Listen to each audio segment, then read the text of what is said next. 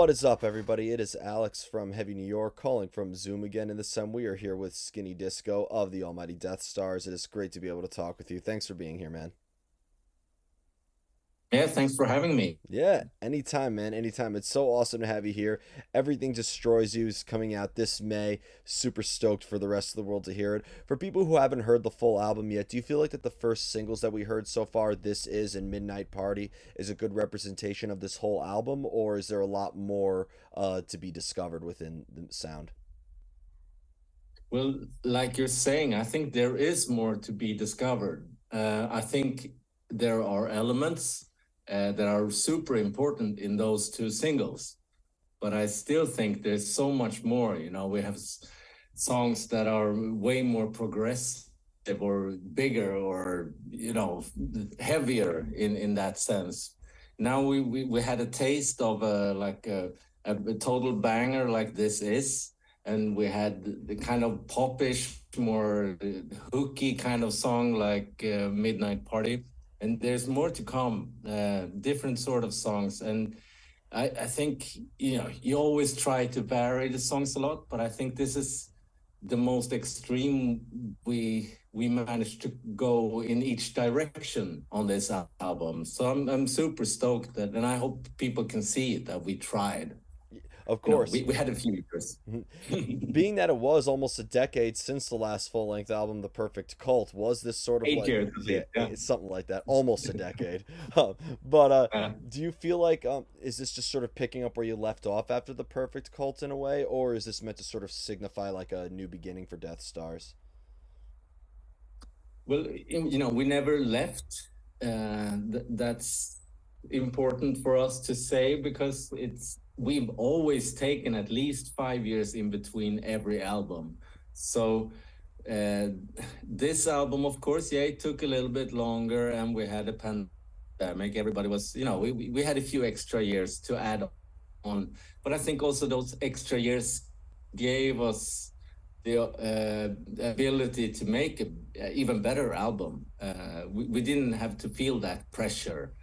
So in a way, we're pretty happy with how things turned out in the end. Yeah, When being there, we wish things would have been different, but yeah, of course. yeah, I mean, happy. it feels like only yesterday, like the Perfect Cult record cycles, where I first saw Death Stars on the Septic Flesh Moonspell tour back in Mhm. 2015. So it's excited to finally get back on board and see kind of like see the new album come to light. Yeah, I agree. And I really hope we can come back to the States really soon because that trip was what was our one and only so far in the States. So it's a market we love the crowds. There's so much ground to cover, which is yeah, it's a lot of work for anyone, even American bands, and especially coming from way up North Europe. It's something you dream of since you were a kid to tour the States. Of course. And we hope we can come back there. Yeah, we definitely have been wanting more since that tour, so it'll definitely be worth the wait. And I feel like there's a lot to celebrate with in the Death Stars camp. I know I'm not sure if you were in the band during this album, but it did mark last year 20 years since Synthetic Generation, the debut. So like going like sort of down memory lane, even if you weren't on the record, when you joined up with Death Stars in 2003, were you like looking at that album knowing this is how I have to play, or were you kind of given full range to bring your own mix into Death Stars? Yeah, that's a funny story because back in the days when they tried to recruit me, I didn't want to be in the band, because I had an ex-girlfriend that loved the band so much. And I said, like, no, no, no, not those guys. They're, wannabe goths. No way. And then out of the blue, I met up with Whiplasher in a bar, and we knew the same kind of people. And he's like, yeah, why don't you, you play guitar. Why don't you play bass in my band? It's like, what band is it? Death Stars. And I'm like, no way. And he's like, no, why? Come on. no way, no, I made a promise. I could never even listen to it. And he's like, no, but come on, I give you a CD tomorrow. And I'm like, this goes against so much of what I promised myself. But so I took the album and I started rehearsing, and then I met the other guys, and they all the guys are super, and we were on the same level. We had a bunch of fun. We were, just in this, yeah, in the same place in life. So in the end, yeah, I probably made up this big thing because of my ex, but it was a fun thing. At first I was like, no, there's no way. But yeah, coming back to your question, yes, I think I just tried to mimic whatever was on that album, and then yeah, eventually I found my own way in it. So as I said, I'm a guitar playing in the beginning, so it was my first real band where I actually played bass. Well, like as a big fan of Deathstars, if you were to play me like 30 seconds of a song, I'd be able to tell that that's off of Termination Bliss or that's off of Night Electric Night, The Perfect Cult, etc. So it's fair to say that you guys have always sort of like experimented with your style and always tried to take a new approach with the making of each album, right? Yeah, and the whole idea of Death Stars was an experiment from the start. It came coming out of like thrash death metal scene, where you have all these limits. You need to stay within these limits. You need to be true to this and that. Uh, Both Nightmare and Whiplash wanted to do something completely different, and the biggest no in death and black metal is, or at least in thrash metal and death metal, is that no synthesizers. So that's what they wanted to use, and that's how they wanted to build the foundation of the songs, and that's what they did. And they had no idea what was going to come out of it. So I think it's an experiment, but then of course you find your ways and you find your rhythm and your way of working around it. So I think it's been evolving in it between, I think, Termination Bliss and Night Electric Night. I don't see that much progress. But after that, I think Perfect Cult went one way, and now we go another way. Yeah. It's, I think it is an Yeah. evolvement Yeah. kind of. Well, when I saw you on the Septic Flesh Moonspell tour, I met a lot of fans there who were there to specifically see you guys. The first North American tour. A lot of people were hyped up on that, and like the Septic Flesh Moonspell show. You got like a lot of those melodic death metal fans there, but like a lot of your fans there, they also appreciated the other bands on the lineup. But I saw people in like Nine Inch Nails and Ministry shirts, like also appreciating you guys. Like it seems like you're able to have sort of like a vast majority of audience. I've always said like at a Death Star show, I could see people in a Mayhem or a Watain shirt, but I could also see people in like a Skinny Puppy shirt. I agree, and that's what people a little bit it made people a little bit confused working with us. We had managers, we had record companies, and after a while they discovered that we could play a mainstream pop festival, or we could play a metal fest, or we could play a goth fest, or we could do and that's a big luxury for us, that we have the ability to go across genres and make people, but that also means that a lot of people gonna hate you.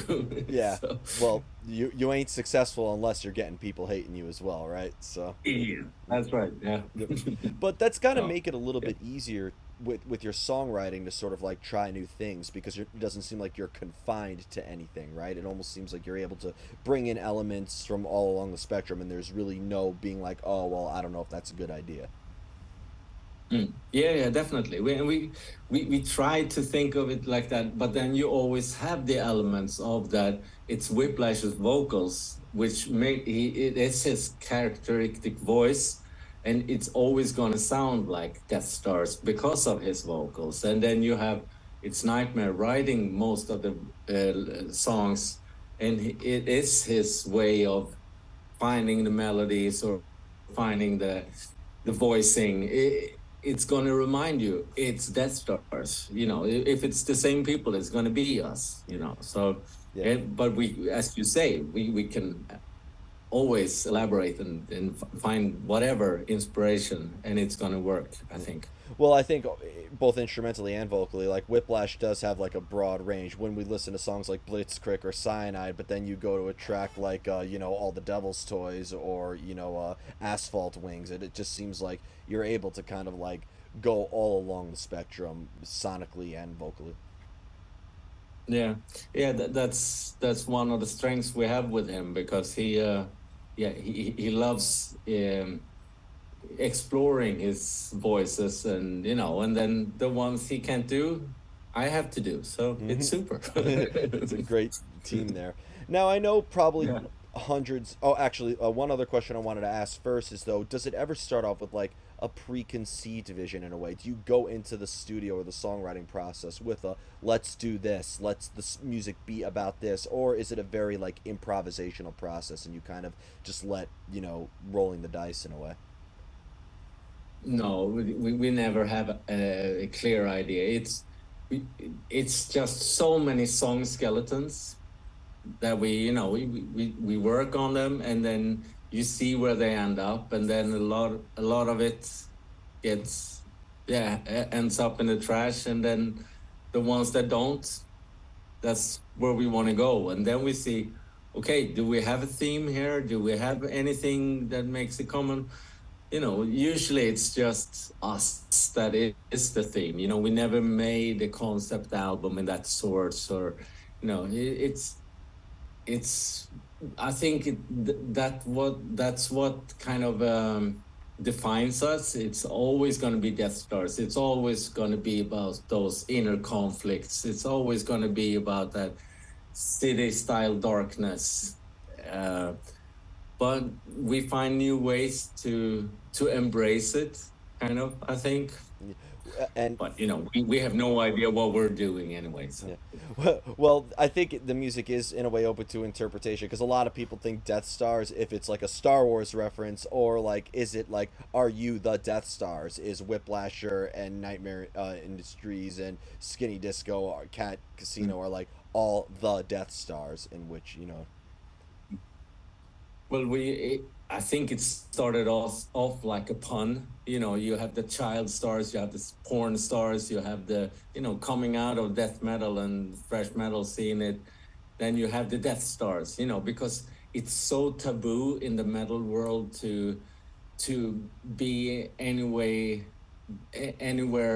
that kind of commercial, uh, have that kind of thoughts with you. So yeah, it's a way of making fun of the genre, even though we want to celebrate the death. We want to celebrate the death metal scene.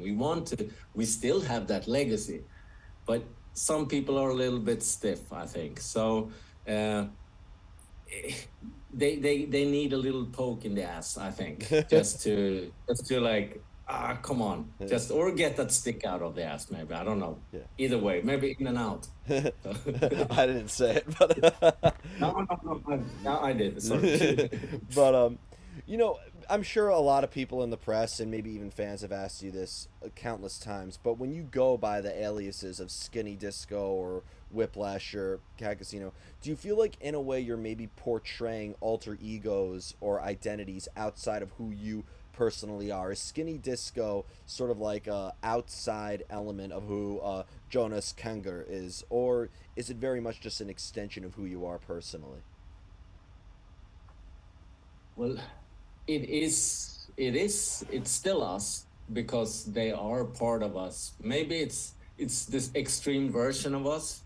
Maybe it's the extreme versions of us when we're on tour, or when we're in the band, but I see Skinny Disco so many times, even though I'm home and without the concept of the band. And I see Whiplasher in so many nights when he's not in Death Stars. So I think it's both. It's both. We have a calmer side. We have another more grounded, more.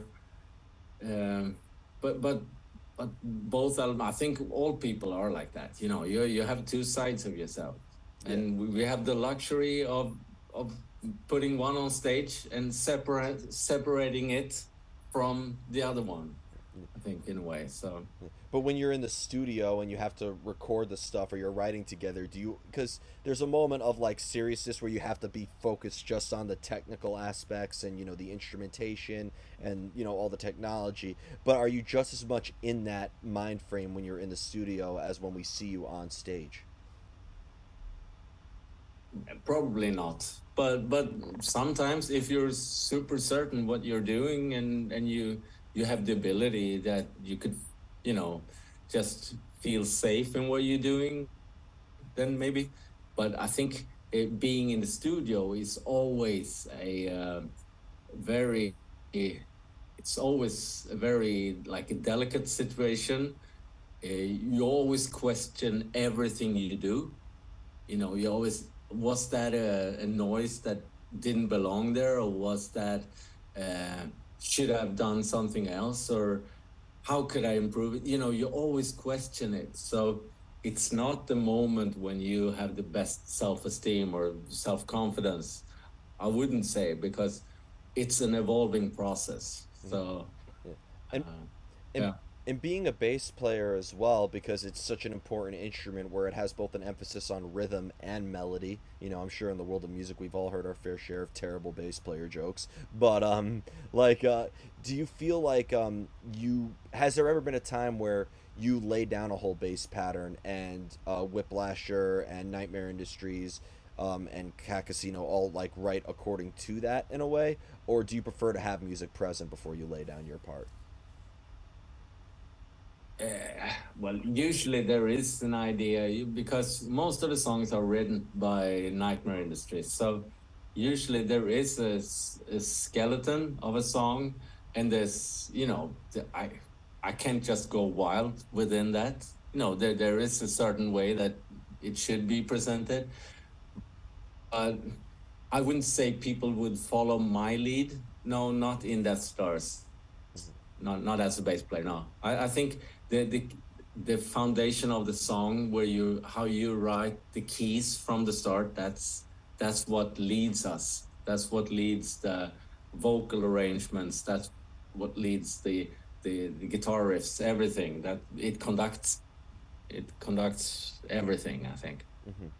And with the visual nature of Death Stars, because it's not just a musical experience, and maybe it's just because that 2015 performance has never left my mind to this day, but I can't picture like Death Stars without the visual aesthetic that you portray on stage and within your videos and your albums. Was this always the vision of Death Stars? Was this always the idea, or did like the vision and the visual aspects come maybe later as you were all getting more to know each other and writing more and more music together? No, it was always super important because we've all had our fair share of, you know, loving a band from hearing it on an album, and then you go see them live, and they just show up in t-shirt with the guitars up here and play everything perfect, not making one move, you know. And what's the fun in that? There are so many good bands out there that put on a show, that put on to give the crowd a concept. I think that you owe them that. I think it's if you build maybe if you play really dull music, maybe you should be really dull on stage. But if you have something extra, something extraordinary in the music, something large and grandiose, then you need to show that in a way. You need to have something, at least move on stage, at least have some stage clothes that fit the sound, and at least try to put some effort into a music video or a visual or whatever that could explain that sound. Because I know people might want to save energy or time or money, but yeah, we certainly didn't care for saving any money, at least. So. I mean, I think if anybody did, they wouldn't be in a band, right? That's the joke. That's just the joke. and especially today, you know, today you need to be an influencer and a musician. So, Yeah. Well, I which think is crazy. Yeah. I think Death Stars will be a much better influence than half the shit I see on TikTok. So Yeah, but it's crazy yeah, that you have to be on there to, yeah, yeah, yeah, it's weird. yeah, Times are changing. Yeah, yeah, who said that? yeah. Well, but the stuff we've seen on MTV too was pretty influential back in the day as well. So it's just a product Yeah, of the times. but you don't have to sell makeup or you don't have to sell, workout clothes to be able to play music. You know that it's crazy. Yeah, Yeah, but people do love collecting that shit though. And yeah. the final question I wanted to ask you though is because in the end, what I think makes Death Star such a fantastic band is not just the music or the visuals, but all of you individually. From the stuff that Nightmare Industries does, the stuff that Whiplasher does, you and Cat Casino, and even Nitro joining the fold with the band as well. I think individually, you all are equally strong by yourselves as you are as a band. But when it comes to writing the material together or playing live or doing anything together as a band, do both of you need to be feeling the same way emotionally when writing the music together in order to make it sound consistent, or could all of you being in different headspaces maybe actually help enhance the already eclectic sound that you have? Well, Deathstars music is mainly written by Whiplash and Nightmare. So, and on this album, they have never worked as close as they did on this album, even though the pandemic. They should have kept Mm-hmm. apart. But on this album, they saw each other every day in and out, and that was a new way of working because usually it's like all the songs are written maybe, yeah, we're sitting in the studio and working on riffs and Nightmare's writing his strings and whatever. But and then when everything's done, that's when Whiplash starts writing the vocal arrangements. But on this album, it was like it went hand in hand from the start. So from the first synth, yeah, melody, Whiplash was already there, trying to find the right way with the vocal arrangement. So, um, but for as of the rest of the band, we were all in this together. But we don't. On this album, we haven't all been super. Yeah, we haven't been working together in that sense because I think a lot of the pandemic. Usually maybe we have a rehearsal and some parts pop up, and then yeah, we go further with another song. But yeah, it was different. I recorded all my parts at my house in my studio, and yeah, so it was a different album on uh this time. I think the isolation definitely plays a great fuel for creativity, though, and I think that anger and that almost despair is almost demonstrated on here as well. I would say that it's party music for the ultimate funeral. Yeah, That's that's us. that. Well, that's my review of this brand new album, Everything Destroys You. So before we go, I want to thank you so much for your time. It feels so good to finally get Death Stars on the show. Is there just anything else that you'd like to promote with the release of Everything Destroys You in terms of tours that we could be expecting or new music in the works, if you're allowed to say at this moment, of course? No, but we are releasing a new. It's not a music video, but we have a lyric video coming out on the 28th of April. No, 28th of March. Sorry, and then we have one more video coming out together with the album in the beginning of May. And the album is due on 5th of May. So, and then we'll be doing some European festivals. We'll be doing a European tour, and then hopefully we can start working on North America, South America, Central America, Australia, yeah, the rest of the world. Yeah, So, I hope to see you guys out there. yeah. And yeah, thanks for sticking around. Of course, of course. You Yeah. definitely made an impact on your first North American tour, so we're eagerly awaiting more. But thank you so much, everybody. We are here with Skinny Disco of Deathstars. Everything Destroys You, coming out via Nuclear Blast May 5th. Be sure to pick that up. This is Alex from Heavy New York, and we will see you next time.